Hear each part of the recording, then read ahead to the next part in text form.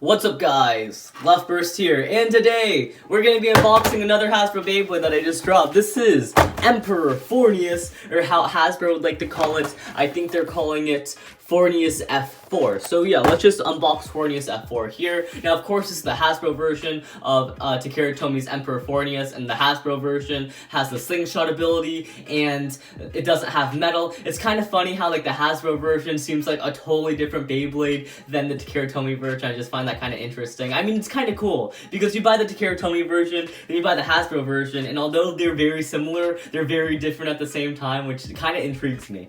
Anyway, let's just unbox this thing right now. Actually, before we unbox it, let's just talk about the box. Here is Emperor Forneus right here, or Forneus F4. I should probably just call it Forneus 4 for the rest of the unboxing because that's what its official name is. So yeah, here's Forneus on the box right here. It looks like right now it's in its slingshot gimmick mode or whatever on the cover because the ball doesn't look exposed. It looks like it's in like the attack mode or whatever. And yeah.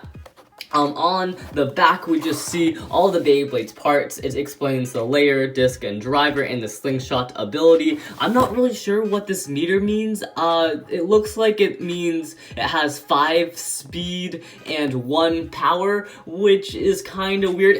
I don't know why, but Hasbro for the slingshot Beyblades that they're releasing, they're just turning like every Beyblade into an attack type, which kind of belittles the attack types. It's like, why am I buying an attack type Beyblade if all my Beyblades turn attack type? Like, why not buy a defense type Beyblade so I can have a Beyblade that's defense and attack? And then what's the point of buying balance type Beyblades? Because every Beyblade is basically a balance type Beyblade because they all can turn attack mode. See, that's the kind of dilemma that Hasbro kind of fell into. Anyway, so on the top, it just explains all of, the stats. It has a 0 in attack, which again is kind of ironic since it has a slingshot ability, which makes it faster and more attack-like, but I'm not going to talk about that. It has a 2 in burst resistance, a 10 in defense. This Beyblade is apparently very good at defense, which I would beg to differ because my Emperor Forneus, at least the Takara Tomy version, I wouldn't say has the best defense. I mean, it has decent defense, but not 10 out of 10, I would say. It has 9 weight,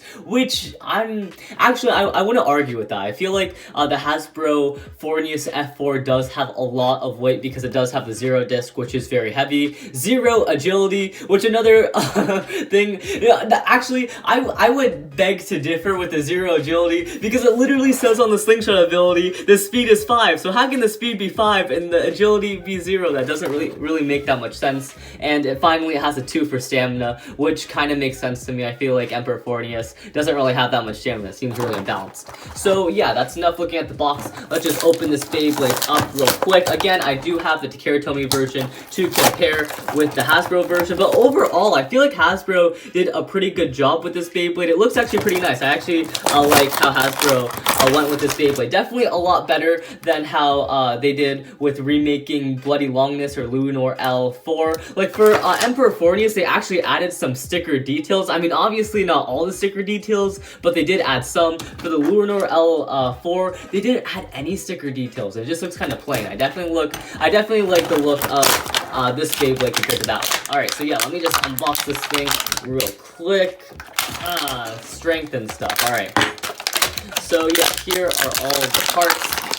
I'm not going to take the launcher out of the package because I'm sure you've probably already seen a bunch of reviews on the Hasbro Slingshot launcher. Overall, if you haven't, it's a pretty good launcher. Probably one of the best launchers that Hasbro has released, at least the ones that comes with the starters. Better than the ones that released with the dual layers, better than the ones that released in the God layers, in my opinion. And also, it looks a lot better than those. Like, look at this green. It's so bright. It's so, like, intriguing. It's very, like, vibrant.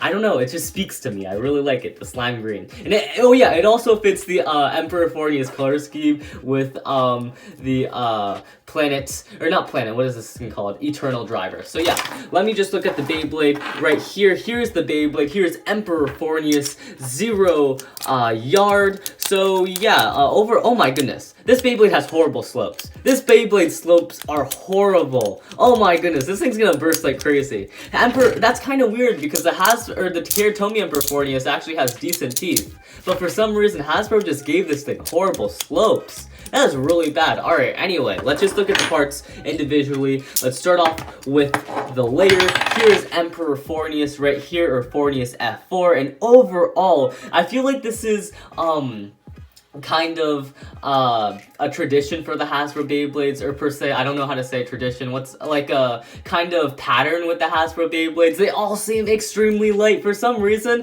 when I look at this Beyblade, I guess it's because I think about the Takara Tomy version. I think it's a really heavy Beyblade, but then I pick it up and I'm like, oh my gosh, this thing is super light. It's like super light compared to the Takara Tomy version. Like, I'm just feeling it. It feels like this weighs half as much as this one, which is really bad. Anyway, so enough talking about the weight. Let's just look at the Beyblade itself, and overall, I don't actually mind the color scheme. I feel like Hasbro did a pretty good job with the color scheme. I kind of like the fake metal, the silver, better than the actual metal, at least aesthetic-wise or looks-wise. It kind of looks more vibrant, kind of more eye-catching, I guess. Anyway, so yeah, looking at the back, here is the spot for the QR code if anyone wants to scan it. And yeah, again, it does, the Hasbro Beyblades do have a spot for the level chip. I'm not sure if you're allowed to use the Takara Tomy level chips on them, or if Hasbro's gonna release their own level chip. To my knowledge, I don't think Hasbro has released their level chip yet, but maybe in the future they're gonna release a level chip, which would be really cool. Anyway, so yeah, overall, the layer, not much to say about its looks. I feel like it looks almost the exact same as the Takara Tomy version. In my opinion, maybe even a little better, because the fake plastic, or the fake metal, my bad, the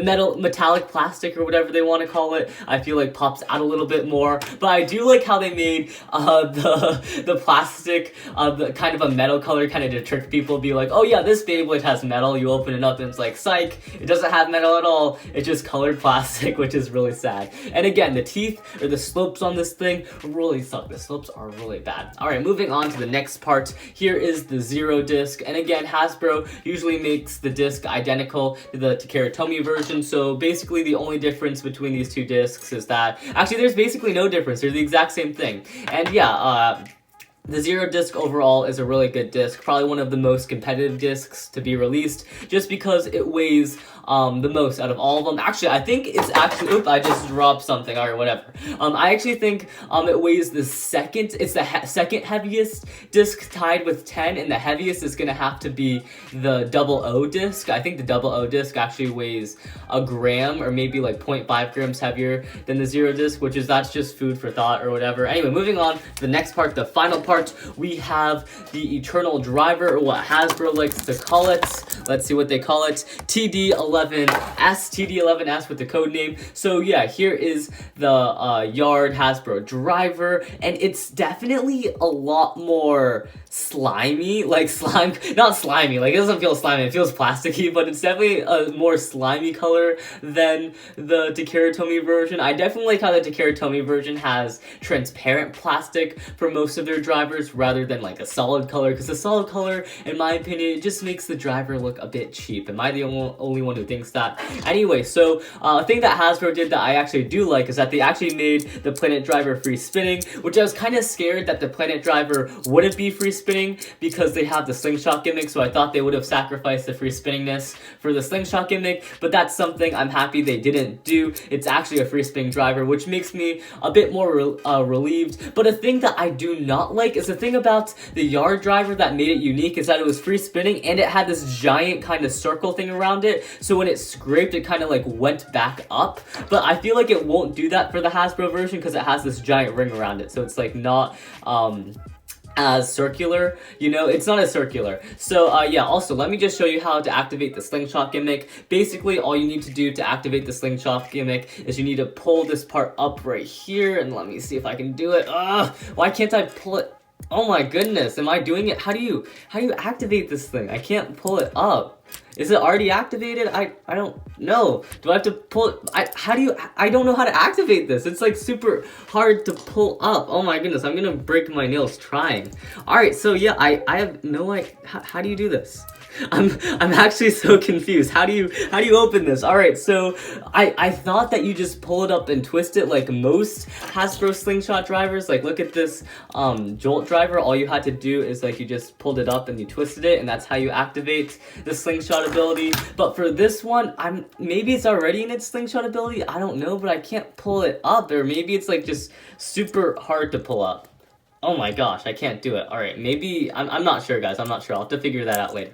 Anyway, so, yeah, maybe my Emperor Forneus is faulty, or maybe it's already in the mode, or maybe I'm doing it wrong. I'm not sure. Anyway, so yeah, overall, I'm not sure how I feel about Emperor Forneus. In my opinion, it definitely looks good. It definitely looks like the Takaratomi version, but performance-wise, I feel like it's gonna perform a lot worse. Like, the layer, again, doesn't have metal, has horrible slopes, and the driver, it's just really, it's not as good as the normal planet driver, I would say, because of the slingshot gimmick or the ability, kind of like neglecting the yard driver's main gimmick or whatever. Anyway, so yeah, that was my video of Emperor Forneus, or Forneus F4 Hasbro unboxing and review. Remember to rate, comment, and subscribe. If you guys want to see some battles with these slingshot Beyblades, I might do some in the future. So yeah, see you guys later. Have a nice day. LeftBurst out.